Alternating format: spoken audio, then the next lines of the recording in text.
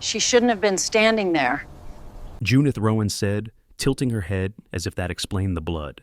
My yard, my fence, my rules, and yes, my shot. Junith Rowan, president of the Aldersgrasp HOA, still held the rifle as if it were a rake. Her boots were clean, her shirt tucked in. Her lattice fence stood behind her, too tall and too smug, casting shadows across my wife's collapsed body. I knelt in the gravel, pressing both hands into Lyra's side, already soaked. The shot had gone straight through her shoulder. Arterial. She wasn't screaming anymore. She was sketching by the wall, I growled. You knew that. Junith shrugged. I warned you that reflective surfaces violate Article 9. That wall's too bright. The tile wall didn't pull the trigger, I said, reaching for my belt radio. You did? Junith's voice didn't flinch. Accidents happen. That's when I pulled the line tight. That hole in your lattice, I measured it. The bullet passed clean through it. There's powder burn inside the panel. That's not an accident. That's a trajectory. Subscribe right now if you're tired of HOA tyrants rewriting truth like bylaws. And if you want to see how this one collapsed in public, under oath, and in front of neighbors she thought were hers. I'm Corlin Vance, 30 years of service with state-level fire reconstruction. I teach trajectory logic to people who testify in court. If it burns, breaks, or blasts, I can tell you exactly how, where, and why. That lattice hole, I built entire court cases on less, and my wife's blood was proof enough. But this wasn't just about physics. See, the wall she leaned against when the bullet struck? That's our memory wall. I carved the base out of pale sediment stone and embedded tiles from every place we've lived: Portland, Flagstaff, rural Utah. Places Lyra loved, places she almost died in. That patio's where she started sketching again after her thyroid surgery, because the tremor in her hand had finally stopped. We had just rebuilt her strength. The sun had just come back. And now, there she was, silent. Her sketch pad crumpled under her elbow. The HOA never liked the wall, said it broke sightline symmetry. Junith wanted uniform sand-colored fencing and banned reflective ceramics in common view zones. But the wall wasn't the problem. Junith was. She'd walked the fence line for weeks muttering about property rights. 2 days ago, she said if I didn't adjust the angle of the wall, she'd escalate the issue to enforcement. Today she shot a rifle across the property line and tried to write it off as pest control. But I already knew what she'd done wrong. From the scorch mark inside her third fence panel to the unregistered modifications to the wall's height, I had everything I needed to expose her. But this wasn't just HOA overreach anymore. It was assault with intent, and a cover-up was already underway. When the officers arrived, Junith's voice shifted. Professional. Polished. She said she thought she saw a rattlesnake. Said it darted through the gravel toward her grandson's toy. Claimed she fired low. Claimed she didn't even know Lyra was on the other side. But she did, and when I asked Officer Gould to test the wood grain lattice for gunpowder, and she hesitated, I knew how deep this would go. HOA boards have ways of erasing things, misfiling complaints, overriding evidence, especially when the shooter sits at the top. That's why I didn't wait for the city. I went straight home, downloaded my last thermal scan of the property, pulled my 3D modeling software out of retirement, and aligned the coordinates. One line, one clean line from her lattice hole to the top right tile on our memory wall. And now I had a decision to make. I could wait for the HOA to bury this, or I could start removing everything she built, panel by panel, until her story collapsed in full view. I chose the second, and before this story ends, I'm going to demolish her fence, and her alibi, word by word, board by board, inch by inch. The ambulance pulled away with Lyra inside, sirens dulling as they faded behind the ridge. I stood there alone, blood on my forearms, dust clinging to my knees, while Junith Rowan casually walked back toward her porch. No arrest, no detainment, no statement taken from me. Officer Gould had spoken to her first. I should have known this wasn't going to follow normal protocol.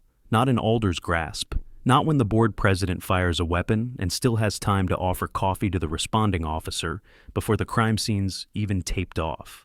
By the next morning, the official HOA bulletin had already gone out to residents. Subject line, Incident clarification regarding backyard wildlife response. Clarification. The email claimed an accidental discharge during pest deterrence occurred near a shared property line, that no further threat remained, and that authorities are confident no criminal wrongdoing was involved. Lyra was still in surgery when that was sent. That same day, I received my first citation in almost 2 years. Unpermitted side yard structure, stamped in HOA red. The memory wall, reclassified as a structure now, a violation. 2 days later, unauthorized ground material reflectivity for the glaze Lyra had added to the wall tiles, and then excessive private property modifications in common view. None of these had ever been enforced before, but now, somehow, the same HOA that wouldn't even acknowledge Junith firing a weapon was enforcing reflectivity clauses like it was a war crime. I called the HOA office and asked to speak with the board. The receptionist, a soft-voiced man named Merrick, who'd once helped Lyra with her seasonal permits, sounded strange this time. "Corlin, the board is not currently taking resident appeals. You can email your request, and it'll be reviewed in 30 to 90 business days." "She shot my wife," I said flatly. "I understand," he said, "but the board has issued a formal statement on the matter." I didn't respond. I hung up. Later that evening, I took a slow walk around the neighborhood. Just observation. No clipboard, no tape measure. I walked past houses Junith had cited over the years. I remembered the way she handled control, not directly through confrontation, but through pattern. She never removed the evidence. She buried it, retyped it, corrected it until it matched her story. Neighbors used to laugh about it, until they got cited for it. One guy got written up for wind chimes, another for a garden gnome. A single dad down the street had his rose trellis reclassified as a fencing hazard after he refused to join one of her subcommittees. She didn't just control the rules, she rewrote them. But now she'd crossed a line you can't write off in an email, and she knew it. That's why the violations were coming. They weren't just punitive, they were preparatory. She was building a record to make me look like a bitter rule breaker whose opinions were tainted by his own non-compliance. It was the same trick she used when she rewrote driveway dimensions to get a neighbor's project shut down 2 years ago. It always started with a rule nobody enforced, until she needed it. I returned home with the sun low over the ridge. The gravel crunching under my boots was the only sound. The lattice fence cast a shadow again, long and fractured. I stood there and stared at it. There it was, the third panel. The same one with that tiny blackened dot. Too clean, too high, too still. I looked to the wall again, my eyes tracking the angle from the lattice hole to where Lyra had been sitting. And I knew in my bones, that Junith didn't fire into her own yard. That wasn't how this happened. This was line of sight, calculated, aimed, and if I was right, then there would be other traces. Not just burn, not just angle, pattern, repetition, setup. I needed access to the fence's build records, material type, height clearance, setback variance. If I could prove the construction itself violated code, it would put pressure on the HOA to distance themselves from Junith. But I couldn't ask them directly. They'd already chosen their side. I'd need another way in, someone with access, someone with guilt. I knew exactly who that was. He wore it on his face the last time I saw him, standing just outside Junith's property line with a clipboard and a secret. Eben Trell, HOA Architecture Liaison. He hadn't said a word when Lyra was loaded into the ambulance, but he watched, and I could feel it in the way he kept his eyes on the fence instead of her. He knew something. He was the crack in the pattern, and I was going to pry it open. I found Eben Trell exactly where I expected, standing on the far side of his truck bed, fidgeting with a bundle of rolled fence schematics like he didn't know which direction they belonged. He always looked half-scrambled, like a man constantly buffering between instructions. But that day, he looked worse. "Ebon," I said, stepping into his driveway. "Got a second?" His head jerked up fast, shoulders tensing. "Hey, Corlin, I was just organizing some, He trailed off, staring at the ground between us. I waited. "You're not here about the citations, are you?" he finally asked, voice brittle. "No," I said. "I'm here about the fence you built for Junith." He flinched, not a wince, an actual full-body flinch, like the word itself carried voltage. "She said it was temporary," he mumbled. Said it was approved by a board vote I didn't sit in on. I'm just the architecture liaison. I don't control the minutes. I just review the drawings. But you designed it, I said. You set the lattice height. You chose the angle. Aban's hands clenched the tubes of paper a little tighter. His eyes darted toward his garage door like maybe it would save him if he ran fast enough. I didn't install the supports, he said. That part was handled by contractors. Did you approve the materials? He nodded slowly. She picked a pressure-treated cedar, said it needed structural stiffness. That was her phrase. I said it might be too dense for normal lattice, but she said it needed to block visual spillover. Said your wall was creating reflective intrusion. She used those words? I asked. Yes, he whispered. The air between us hung heavy. Somewhere down the block, a leaf blower coughed to life. I took a step closer. You were there when the shot was fired, I said. You didn't come over. You didn't ask if Lyra was breathing, but you stayed. You watched from your gate. His jaw flexed. He didn't deny it. You know where the bullet came from, I said. And you know that fence was never supposed to be built like that. He let out a low, rattling breath. She told me it was legal under the old code set, that it had been voted in before the 2022 amendment. She said she was just restoring an old line. That fence is 2 feet taller than the old code allows, I said, and you know it. Aban nodded once, slow, resigned. He looked like a man carrying something that had finally gotten too heavy to pretend about. I didn't want to approve it, he said, but Junith has ways. She threatened to revoke my liaison status, said I was obstructing aesthetic recovery. She's been on me since I called out a structural fault in her pergola project last year. I thought if I'd just signed off and walked away. She shot my wife, Eben. His face cracked then, not dramatically, not with a sob or a gasp, just a slow, sinking collapse of composure, like a structure buckling under weight it could no longer hide. She said she was only trying to scare you, he said. Said if you didn't take the wall down, she'd find a way to make it unpermitted. She called it an optical provocation. Did she say anything about firing a weapon? He hesitated. She said she had a plan, he murmured, that if the optics got worse, she'd redirect them back. I didn't know what that meant. I thought it was more citations, more pressure. I took a breath, steadying myself. Do you still have the original build draft? I asked. Not the sanitized one from the meeting minutes, the draft you actually submitted. He blinked, and I saw something shift behind his eyes, not just guilt, a decision. I kept a hard copy, he said. Junith made me delete the digital one from the HOA share drive, but I printed a version for my own records. I didn't trust her with the revisions. Then I need it, I said, because right now, the only thing between my wife's shooter and a conviction is a fence built on silence, and that's starting to rot. Aban didn't answer immediately. He just turned, walked to his garage, and disappeared inside. A moment later, the door creaked open, and he returned holding a single folder. His hands shook as he handed it over. She'll come after me, he said. I nodded. Then we make sure she can't. 3 violations arrived the following morning, each printed on thick paper and hand-delivered in plastic sheaths by a teenage girl in an HOA vest. She didn't make eye contact, just clipped them to the iron gate outside my driveway and rode off on a golf cart. Violation, unauthorized wind chime, Noise Ordinance Clause 14C. Violation, improper paint hue, palette shift deviation, 3%. Violation, non-conforming outdoor fixture, bench not board approved. The bench in question was one I'd built during Lyra's first round of chemo. It had her name burned into the backrest.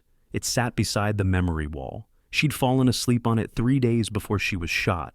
Now it was a violation. Junith wasn't hiding her intentions. This wasn't about enforcement. It was about drowning me in so much policy mud that my complaint against her would look like sour grapes. Angry retaliation from a man who couldn't keep his property in line. It would be convincing to anyone who didn't know how she operated. But I did. After collecting the notices, I drove into town. Not to the police, not to the HOA office. I drove to the backside of the municipal zoning building, where the county inspection unit leased a crumbling annex with outdated computers and one woman who ran everything. Her name was Myra. She'd inspected Aldersgrasp 6 times in the last decade. 3 of those reports had been buried by HOA appeals. But she remembered me. I'd helped her in a fire lane dispute years back when Junith tried to reclassify a community path as aesthetic runoff. She met me in the lobby with a cup of machine coffee and a quiet smile. "You look like hell," she said. "My wife was shot," I replied. Her smile dropped. I laid the citation stack on her desk and added a flash drive beside it. On that drive was a render I'd been up all night stitching together. An exact model of Junith's fence, Lyra's position, the impact path, and the burn spec in the third panel lattice. All of it mapped, logged, and time-stamped. "Junith Rowan is trying to bury this," I said. "I want a formal fence inspection, not for aesthetics, for code violations, height, density, setback, and I want it fast. I can't override Q protocol," Myra said softly. "But I can assign a preliminary hazard tag. That moves it up by 3 days. I nodded. "I'll take it. And if she contests the report, I'll contest her airspace." By the time I pulled back into Alder's grasp, the mood had shifted. Junith's porch lights were off in the middle of the day, and someone had removed the welcome mat from her stoop. Small changes, but I saw them. People were watching. They weren't taking sides yet. But the whisper circuit had started. That was her greatest fear. Not fines, not police, not even lawsuits. Exposure. I passed by Aban's house again on the way back. He wasn't outside. The blinds were drawn.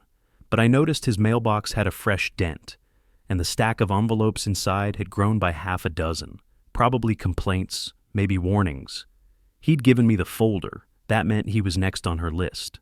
But I had what I needed. Inside the folder were his original specs, dated, signed, and wildly out of code. The fence exceeded vertical clearance by nearly 2 feet. It was constructed with commercial-grade density material, unpermitted for residential zones. And the kicker? The lattice angle had been reversed. Instead of facing inward to reduce visual spill, it faced outward, a decision that made sense only if you were aiming through it.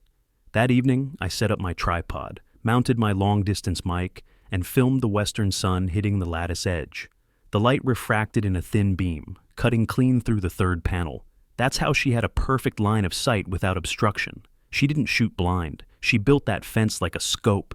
And the next morning, Myra's report landed in my inbox with the words, "Non-compliant. Hazard classification triggered. 72-hour takedown window applies." Junith had 72 hours to take it down. If she didn't, I could do it myself. Junith didn't touch the fence. Not in hour 1, not in hour 12, and not after the first full day passed. Her blinds stayed shut. No yard tools appeared, no contractors, no sign of compliance, which meant, by municipal code, I was legally entitled to begin disassembly at the 72-hour mark, panel by panel, so long as I documented each step and avoided structural damage to shared property. But I wasn't going to start by ripping things down. I was going to finish what I started by proving exactly where that bullet came from. That morning, before the desert heat climbed too high, I returned to the third panel. I wore gloves, not because I was worried about prints, because I didn't want to disturb what I suspected might still be there. I knelt slowly, studying the lattice. The hole looked natural at a glance, just another imperfection in a tight weave of wood. But when I looked closer, I saw something else, charring around the rim. Subtle, blackened like someone had lightly singed the edges. I leaned in and caught the faint scent of carbon and oil, gun residue. I brought out my scope camera, slid it through the hole, and aligned it with a fixed point. The central tile on the memory wall, dead center. I pressed record. Then I did something only someone like me would know to do. I pulled out a forensic swab kit, standard issue from my consulting days. I pressed the adhesive tip gently against the inner ring of the lattice hole, then sealed it in its tube. I'd already contacted a lab in Albuquerque that handled private residue tests for trajectory analysts. They were expecting the sample. Chain of custody would be airtight. The burn on the tile Lyra had bled against still haunted me.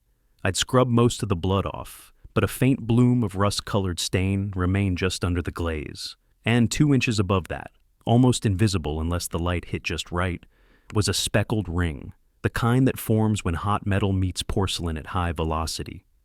I brought out the scanner and ran a slow sweep.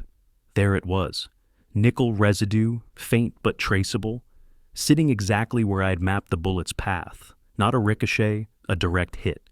From lattice to tile, the line was perfect. Still, I needed more. Evidence without context was vulnerable to narrative. Junith was already spinning her own version of events, one in which my wife startled her in her own yard, one in which her aim was low and unfortunate. But numbers didn't lie. I imported the 3D render into my modeling software and ran the trajectory overlay.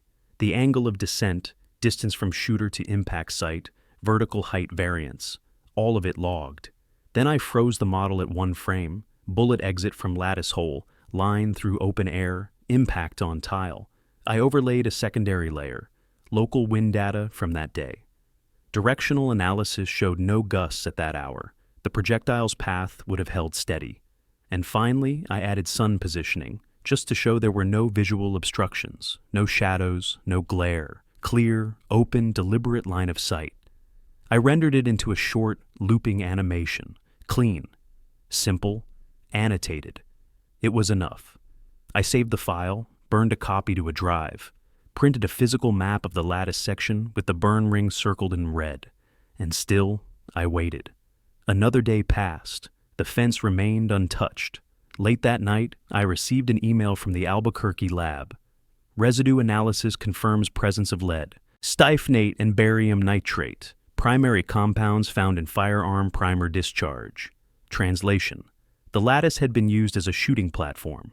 The next morning, I walked the length of Junith's fence again, not with anger, but with precision. I photographed every board, logged its position, counted the screws.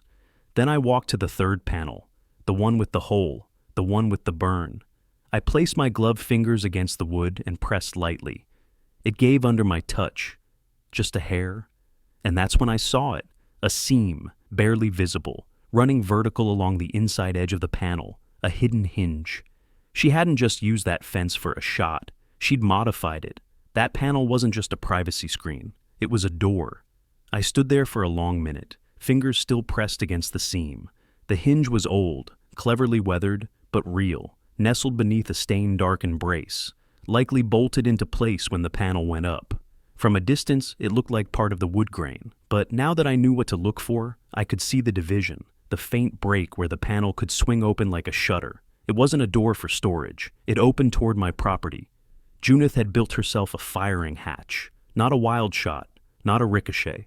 This was deliberate, reinforced, concealed, and suddenly the wording she used, redirect the optics, took on a whole new weight. I returned to the house without touching anything further. If there were prints or tool marks on that panel, I needed them intact. Inside, I reloaded the footage I'd recorded of the fence line and freeze-framed the third panel again. This time, I zoomed in not on the lattice hole, but the outer edge of the board, where it met the brace I'd just inspected. There it was. Frame by frame, the grain pattern shifted at a slight angle. Impossible under natural board alignment. The panel didn't just have a hinge, it had been opened before, enough times to create wear. I saved the frame, tagged it. Then I picked up the phone and called Officer Gould. She answered on the second ring. "Corlin," she said, voice tight. "If this is about the citation escalation—" "It's not," I said. "I have new evidence, real, physical evidence. The fence wasn't static. Junith modified it. She built a concealed hinge into the third panel and used it to fire through the lattice." A pause. "You have proof of that?" she asked. "I have high-resolution images, 3D modeling, and chemical analysis confirming gunshot residue in the lattice. I also have an official hazard classification and demolition clearance from zoning, but if you want to verify the structure yourself before I take it down, you have exactly 9 hours left." She didn't reply immediately. When she did, her voice was quieter. "I'll be there within the hour." I hung up and returned outside. The desert wind was light, dry, the kind that brushed over you without moving much. Still, the memory wall cast its usual angle of shadow across the patio tiles. The cracked one, the one Lyra had leaned against, remained untouched. I hadn't cleaned it further. I wanted the story it told to remain visible, because this wasn't just about violation anymore. It was about intent. The fence wasn't too tall by accident. The lattice wasn't placed wrong by carelessness. The burn mark wasn't a fluke, and that hinge wasn't a design flourish. It was built to do exactly what it did. Gould arrived 15 minutes later. She stepped out of her cruiser with her partner, Officer Michael. No clipboard, no small talk. Just a nod and a slow walk to the fence. "Third panel?" she asked. I pointed. She examined the seam, ran a gloved finger along the grain. Then she crouched and tapped the hinge area twice. The sound changed, hollow. Mikkel pulled out a flashlight and checked the interior side of the panel. Found the recessed screws, stepped back. "It's not decorative," he said. "This thing moves." Gould looked up at me. "You have any tools?" I handed her a hex wrench and stepped back. Mikkel loosened 2 bolts. The panel groaned open on a tension spring, not wide, just enough for a person to see through, steady their hands. Fire clean. Inside, nestled behind the brace, was a rust-flecked shooting stick, a bipod. Nothing military, just a cheap adjustable brace for low-caliber targeting. It was pointed directly at the burn-scarred tile. Gould didn't say anything. She didn't have to. I handed her the printouts, residue analysis, trajectory maps, wind overlays. "Who else has seen this?" she asked.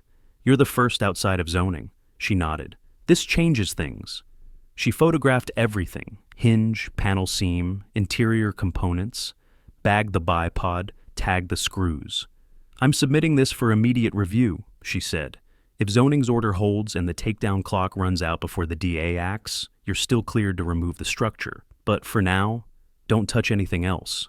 I nodded. "I'll wait." But in my gut, I knew something had already shifted. Junith hadn't just broken code. She'd crossed into criminal structure modification with intent to cause harm. Now I had proof, and soon she'd have nowhere left to hide. Eben showed up just after sunset. No knock, no text. Just the soft scrape of his shoes on my gravel walkway, and the faint rattle of a paper folder in his hand. I found him standing outside the gate, shifting from foot to foot, like he couldn't decide if he'd already made the worst mistake of his life or was about to. "You said she built a hinge," he murmured as I approached. "That she fired through it." "I didn't say it," I said. "I proved it." His fingers tightened on the folder. "Then it's worse than you know." I opened the gate and let him in. Inside, Eben refused to sit. He stood at the edge of my work table like he was reporting to someone with authority he couldn't define. His eyes darted to the photos on the wall, frames from my renderings, trajectory overlays, and the residue test readouts from the lab. His gaze snagged on the one with the burn ring in the lattice. "That hole," he said. "She told me it had to be exactly 4.5 inches high. Not 5, not 4, 4.5. She said if it was any higher, it would clear the tile, and if it was lower, it would hit bench iron." I stared at him. "She told you that?" "She gave me the specs in person," he whispered. "Not over email. She never puts anything in writing if she's not protected." Eben pulled a folded page from the folder, a photocopy of a sketch, hand-drawn measurements, a crude rendering of the fence panel with a circle marked in red and 2 words beside it, "Fire port." "Why'd you keep this?" I asked. "Because I knew she was lying," he said, voice shaking. "But I didn't know she was going to pull the trigger." He set the folder down and turned away, pacing the room like a caged animal. "She kept saying things like, 'Optics are everything,' and if he escalates, I'll finish the pattern." I thought it was code enforcement. I didn't think it meant... He stopped himself, swallowed hard. "You saw the hinge, didn't you?" I asked. He nodded slowly. "I helped her design it. She said it was a maintenance access flap. But there was nothing behind that panel, just hard-pack earth. I didn't ask. I should have. And the bipod? I didn't know about that," he said, "but I know she asked the grounds crew for permission to test drainage stability along the back edge. She flagged it as a landscaping exemption in the board notes. She never filed that exemption." "No," Eben said, "because it wasn't real." I walked over and picked up the printed HOA map, the one where I'd logged every modification she'd made over the last year. New hedges to obscure camera angles, altered lighting to create glare, even gravel reallocation to muffle footfalls. "You realize what this means, right?" I said. "She planned it," Eben whispered. "The whole fence." He didn't cry, but his voice cracked. And when he finally sat, it was like gravity had doubled its pull. He dropped onto the bench like a man collapsing inward. "I'm going to testify," he said. "I'll go to zoning, to the DA, wherever you need me." "You sure about that?" He looked up at me, something like resolve finally setting in his face.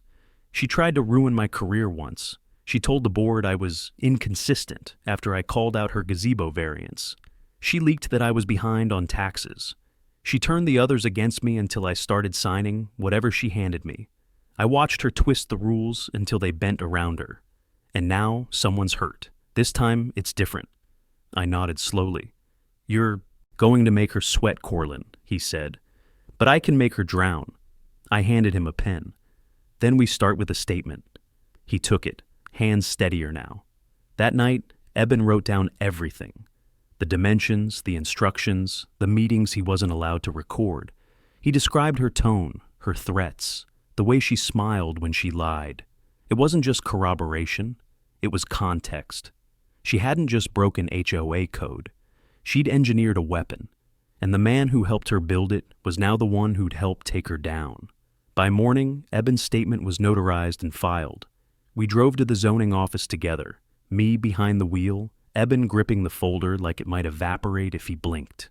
The clerk on duty recognized me immediately and waved us through to Myra without asking questions. She read the document in silence, pausing only once to raise an eyebrow at the phrase, fire port. Then she reread it, slower this time. At the end, she closed the folder and leaned back in her chair. This is enough, she said. I'll submit this to the district attorney's office along with the existing code violations. But I doubt it stops there.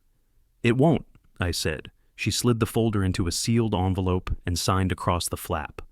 I'll log this into the complaint chain now. You still plan on taking down the fence? After the deadline, yes. Then you'll need eyes on you, she said. Do it by the book. Record everything. Wear body cam, have a neighbor filming, use a clean log sheet for each panel removed. If you're removing a crime scene, you don't want a single nail to go undocumented. Eban nodded beside me. We'll follow protocol. But protocol wouldn't be enough. Not this time. After we left zoning, we made a detour, one Eban hadn't expected. I drove past my street and turned into the cul-de-sac on the far end of Alder's Grasp, quiet, shaded, with only 4 homes. Most of the residents were retirees, old enough to remember when Junith first joined the board. I knocked on 2 doors, got no answer, and finally stopped at the corner house. Olive shutters, gravel-stamped driveway, 2 lawn chairs that hadn't moved in years. Mrs. Hensley answered, leaning on her cane, eyes sharp as glass. I remember you, she said. You're the one who built the tile wall. I'm also the one who's about to tear down the fence that nearly killed my wife. Her expression didn't change. I handed her a folded statement. Inside was a copy of Eben's confession, a still frame of the hinge, and the trajectory animation on a thumb drive. At the bottom, a notice of authorized demolition under Section 14 of Municipal Hazard Code, signed and time-stamped. I need witnesses, I said. Neutral ones. People the board can't claim are just my friends. People Junith has burned. Mrs. Hensley took the paper and read the top line aloud. Modified structure, concealed, firing port. Her eyes narrowed. She always was paranoid, thought people were watching her windows, made her husband pull down a bird feeder because she swore it had a camera in it, and now she shot someone. She hit Lyra through that fence. It wasn't a warning shot. Mrs. Hensley looked down the street. I'll be there. Bring your phone, I said. We record everything. No gaps. We moved fast after that. By noon, I had 4 community volunteers confirmed. 2 were former board members Junith had pushed out years back. One was a local contractor who'd been banned from bidding HOA projects after he questioned her pavement thickness clause. All of them wanted in. By nightfall, the plan was set. I mapped out the takedown process like a military op, panel numbers, order of removal, expected stress points, and screw types. Every board would be bagged, labeled, and photographed. The panel with the hinge would be separated, sealed, and turned over directly to the DA's office. Eban and I assembled the rig, 2 HD cameras, 1 body cam, portable spotlight, decibel reader, and laser aligner. Overkill? Maybe. But not when you're up against someone who's spent years laundering control through polite bylaws and poison neighborhood meetings. This wasn't just about taking down a fence. It was about unraveling a story she thought she'd built strong enough to survive scrutiny. Eban sat on the bench beside the memory wall as I rechecked the tools. He looked tired, but something in his posture had changed. Not fear, not regret, readiness. We doing this at dawn? He asked. First light. He nodded. You think she'll come out? She won't need to, I said. She'll hear it. We didn't talk after that. We just sat in silence, me, the man who built the wall, and the man who built the fence that tried to break it. Tomorrow, we'd see which one would still be standing. The first screw came out at 6:17 a.m. I recorded the exact time, location, and panel number on the ledger Myra had given me. Eben stood beside me, holding the rig steady as the camera clicked to life. Behind us, Mrs. Hensley sat in her folding chair beneath a wide-brimmed hat, holding a yellow legal pad and a pair of binoculars. She'd brought coffee. She didn't speak. No one did. The neighborhood was quiet in that strange, suspended way mornings get when something unnatural is about to happen. A few blinds twitched. A porch light clicked off 3 doors down. Somewhere, a dog barked once and then stopped. I moved to the second screw. Panel number 1 was a standard cedar slat. No modifications, just age and warping at the bottom edge. Still, I logged it, bagged the fasteners, held it up to the camera with gloved hands, then set it carefully in the evidence tarp. Eben marked it P1 standard with the time code. It was methodical, surgical, and entirely by the book. We worked like that for nearly an hour, me removing, Eben logging, the others watching silently from lawn chairs or porch steps. A few neighbors drifted over and stood at a distance, not close enough to interfere, but just near enough to witness. One woman whispered into her phone the entire time. Another man filmed on his own device, no expression on his face. At 7:42 a.m., I reached the third panel. The panel, Junith's door. The burn ring still circled the lattice hole like a fingerprint. The concealed hinge, now fully documented, measured, and printed in 5 separate reports, creaked faintly in the morning breeze. Eben stepped closer and held the camera steady. This is panel 3, I said for the record. Confirmed non-compliant, modified structure with concealed hinge and known residue. Point of origin for projectile that injured Lyra Vance. He didn't look up, just said, time code 07-42-16, begin disassembly. I used the finer bit for this one. The screws had been painted to match the stain, hidden well, over-engineered for a panel meant to stay put. But nothing stays hidden forever. The top screw gave with a dry metallic pop. I logged the sound mentally. Myra would want the footage aligned with the report. Second screw came out clean, third took longer, fourth was rusted. Then I paused. A thin wire was looped behind the lowest bracket. Not electrical, not part of the hinge. I traced it with my gloved hand until I reached a tiny plastic trigger point behind the panel's center board. What is it? Eben asked. Security wire, I said. Looks like a vibration sensor, probably meant to trip an alert if the panels moved without her knowledge. She booby-trapped it? No, I said. She monitored it. I disconnected it carefully, bagged the wire, and logged it. Then I pulled the panel. The interior was dark, denser than the others. I tilted it, and the hidden recess behind the lattice shifted. Tucked inside was something we hadn't seen before, a folded mat, rubber. Thin, but patterned with grooves. I recognized it instantly. It was a recoil pad. She'd built herself a firing station. It wasn't just premeditated, it was rehearsed. I held it up to the camera. Eben zoomed in. The pad had minor wear, faint depressions where a brace or bipod leg might rest. Beneath the mat, something else, tucked against the beam. A box of earplugs, sealed. I didn't say anything, just bagged them. We stepped back. Eben's voice, steadier now, cut through the mic. Panel 3 disassembled, contents logged, structure confirmed, modified with intent. Time code 07-56-41. Mrs. Hensley wrote something on her notepad and nodded once. We moved on. Panel 4 came off slower. My shoulder had begun to ache. The heat was rising, but I wasn't stopping. By the time we reached panel 9, the crowd had grown. A dozen people, maybe more. Silent, some taking photos. One man nodded at me as I passed, but didn't speak. Then I saw the cruiser, black and white, unmarked but unmistakable. Officer Gould stepped out. She didn't interrupt, just stood beside Mrs. Hensley, arms crossed, watching. Behind her, a second car. And from the passenger side, Junith stepped out. Her hair was perfect, her shoes were clean, but her eyes were wide, not with anger, with fear. She finally realized what we'd done. We didn't just tear down her fence. We'd built the case to bury her behind it. Junith didn't walk over at first. She stood near the second cruiser, lips tight, fingers pinched around a leather folder she hadn't opened yet. Her eyes stayed on the fence, or what was left of it. 9 panels gone, 3 more to go. The exposed posts stood like bare ribs in the morning light. Gould didn't look at her, not once. The officer's focus remained on me as I bagged the recoil pad and passed it to Eben, who sealed it in an evidence pouch without a word. A soft wind picked up, rustling the tarps and brushing a few of the loose screws across the concrete. I stepped on one to stop it, then logged the panel it came from. "Continue," Gould said. So we did.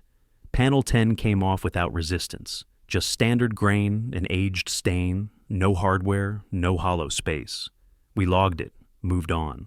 Junith finally stepped forward. Her voice cracked through the space like the first break in dry ice. "This is harassment," she said. "I filed a motion to halt this takedown last night. It's pending review." Gould didn't even blink. "That motion was denied at 2:34 a.m. You were notified by email. I never received it. We confirmed receipt on your server. Failure to open it doesn't reverse the denial." Junith's grip on the folder tightened. Her knuckles were white. "He's trespassing. He's operating under municipal hazard authority with recorded evidence, licensed observers, and verified zoning approval. You're lucky we haven't already issued a criminal summons." "This is a witch hunt." Gould finally turned to her. "Witches don't build firing ports." Junith's mouth opened, but nothing came out. She stared at Gould like the uniform itself was betrayal. Aban moved behind me, crouching to unlatch panel 11. I half expected Junith to lunge at him, but she didn't move. The panel creaked as it came free. He stepped back, and I caught it before it fell. More burn marks. Not on the lattice this time, but along the inner brace. Blackened streaks. Consistent with repeat fire. Eben spoke into the mic. "Panel 11 removed. Confirmed heat scoring along internal supports. No hinge, no storage. Possible secondary brace site." I held the panel up for the crowd. Let them see it. No more secrets. No more polite deception tucked behind bylaws. Mrs. Hensley leaned forward from her chair. "That's a lot of burn for a rattlesnake problem." Someone snorted behind me. I didn't turn to look. The crowd had grown. Maybe 20 now. Maybe more. Some holding phones, others just watching. Quiet, steady. Neighbors who'd once been too polite to say anything. Neighbors who were now remembering every late-night citation, every forced shrub trimming, every absurd board vote Junith forced through with a smirk and a laminated copy of the rulebook she rewrote every quarter. I moved to the final panel, panel 12. It came off fast. No resistance, no secrets. Just wood. I held it up, showed the clean interior, and logged it like the others. Then I turned to Gould. "That's all of them. Fence disassembled, evidence cataloged, total violation, 13 counts across 6 panels, 1 confirmed modified structure with trajectory alignment, 1 concealed firing station, 1 active projectile discharge causing injury, all documented." Gould nodded once. "All received." Junith finally opened the folder. She pulled out a form, some half-witted cease and desist with no signature, just a draft watermark and a stamp from a paralegal office in another county. "This is active," she snapped, waving it like a flag. "You can't ignore this." Gould looked down at the form, then back at her. "I can, and I am." Junith's face hardened. "You think this will hold? You think a dozen neighbors with phones can outvote the charter? I am the HOA. "No," Gould said. "You were." A ripple went through the watchers. Not laughter, not cheering, just a sound, a release. The air changed. I stepped forward and handed Gould the final bag, panel 3's hinge. She took it like a judge receiving a verdict. Then, behind us, a car pulled up. Unmarked, black. The passenger door opened.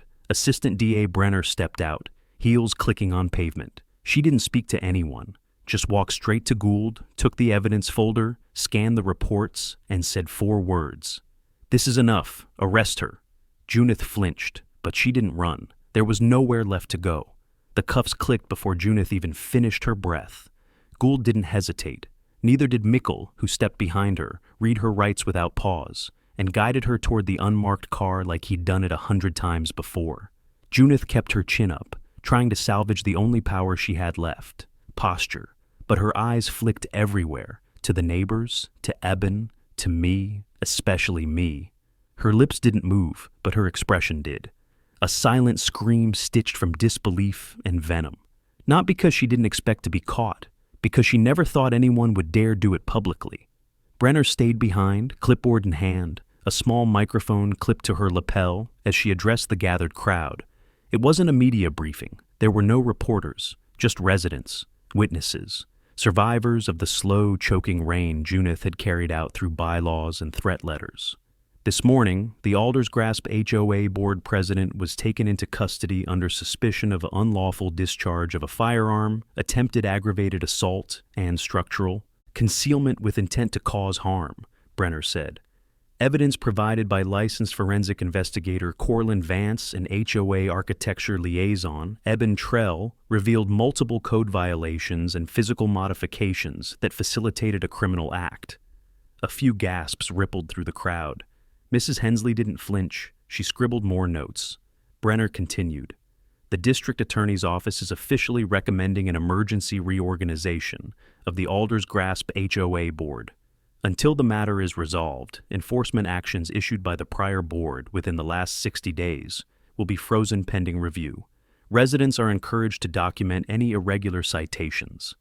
A murmur of surprise followed. Someone let out a relieved breath. I didn't smile. Not yet. Junith's car pulled away.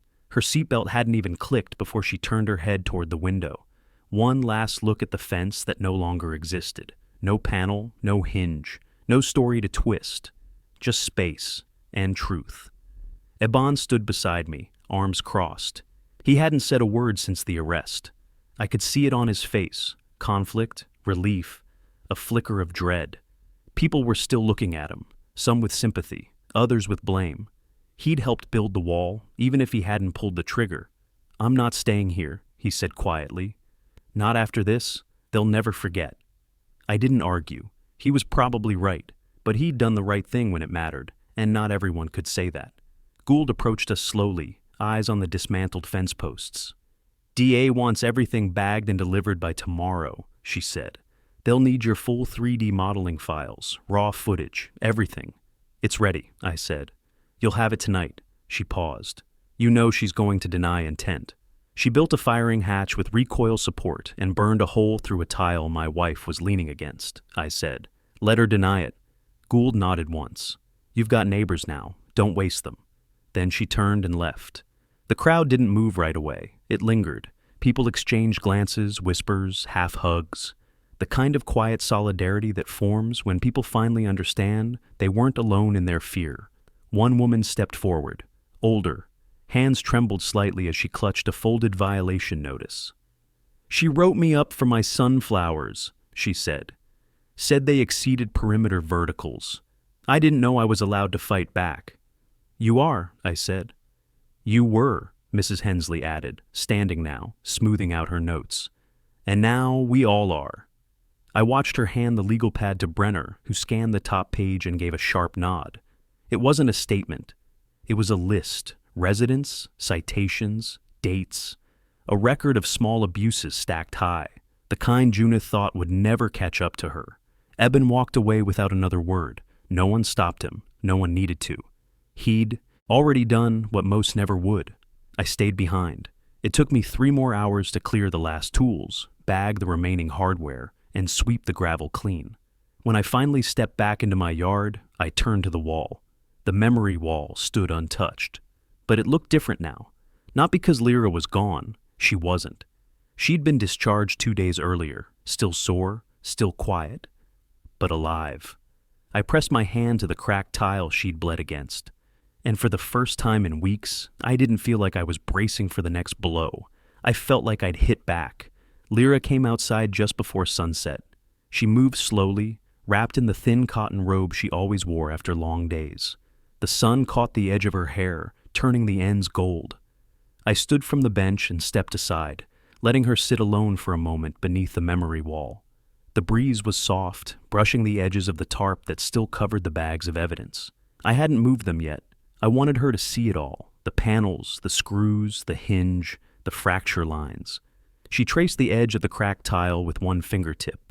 It was the same tile she'd been sketching beneath when Junith's bullet tore through the air and nearly ended her life. But now the fence was gone.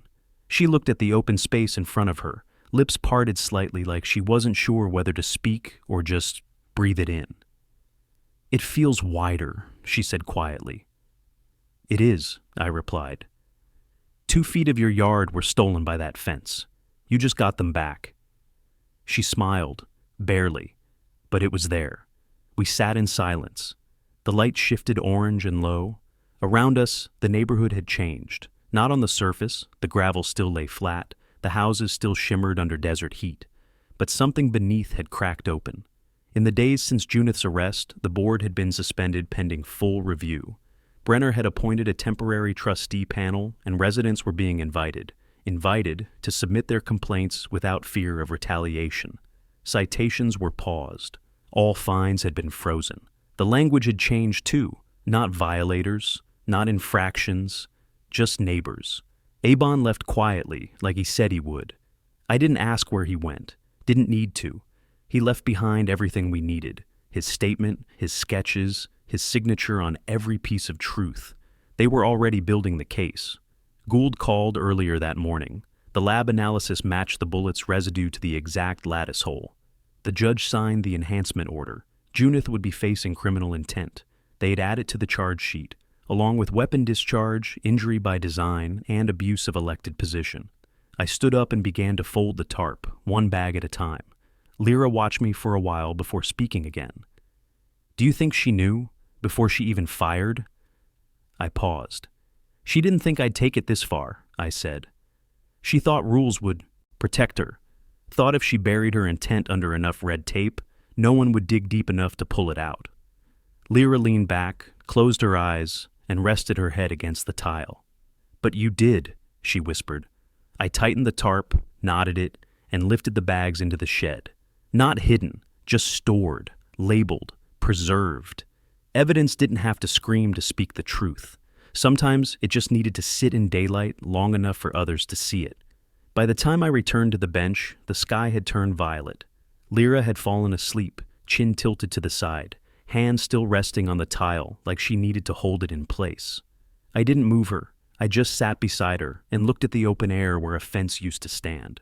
The absence of it felt louder than its presence ever had, like someone had exhaled after holding their breath for years. This wasn't revenge. It wasn't even justice. It was reclamation of space, of silence, of the right to sit in your own yard without fear that the person next door sees you as a threat to be managed. Junith built a fence to silence my wife. We took it down, board by board, hinge by hinge, and exposed what she'd tried to hide behind it. If you want more stories of homeowners standing up to HOA tyranny, hit subscribe right now, share your story in the comments, and let me know where you're watching from.